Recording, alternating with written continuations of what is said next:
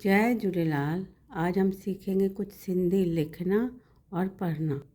सबसे पहली बात, हम अगर हिंदी और इंग्लिश लिखते हैं तो अपन लेफ़्ट हैंड साइड से कॉपी या किताब खोलते हैं, लाइक दिस, इस तरह से ना। पर अगर आपको सिंधी लिखना या पढ़ना सीखना है तो ये जो नोटबुक है इसको उल्टा करना होगा। हम लोग सिंधी लिखते हैं राइट हैंड साइड से, इस यहाँ से शुरू करेंगे हम लोग।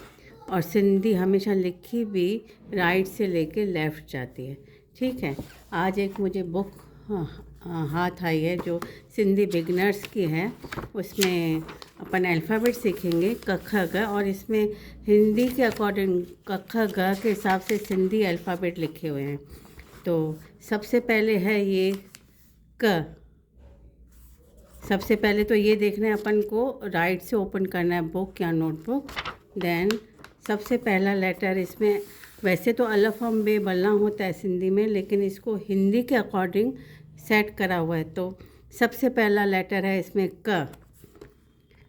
क कैसे लिखते हैं? जैसे अपन एस लिखते हैं इंग्लिश में, ऐसे पेंसिल चलाना है। आप एक बार देखें,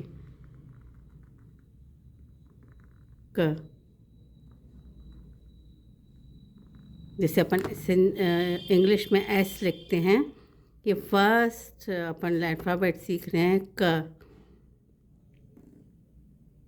ठीक है। और अपन अगर फ्रेश पे लिखेंगे, सपोज फ्रेश स्क्वायर में, तो हम लोग लिखेंगे ऐसे क। जैसे एस लिखते हैं ना, नीचे वाला थोड़ा इसको लॉन्ग ले जाना है आपको। एस लिखा, नीचे वाला लॉन्ग। और अगर सिंपल से आप लिखना चाहते हैं तो क, ठीक है। क से होता है कबूतर, केलो, बनाना। कुओ, कुओ मीन्स रैट होता है, चूहा। सिंधी में चूहे को बोलते हैं कुओ, केलो एंड कबूतर, ठीक है। सेकंड अल्फ़ाबेट है ख।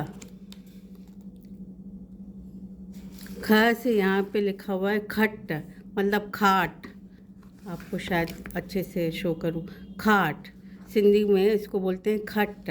फर्स्ट लेटर था जो क से कमल लिखा हुआ है यहाँ पे, लोटस, जिसको हम लोग हिंदी में भी कमल ही बोलते हैं। सेकंड लेटर यहाँ पे है ख। ख से खट शब्द लिखा हुआ है, खट। अच्छा, ख कैसे लिखेंगे? ख को लिखने का बहुत ही आसान तरीका है।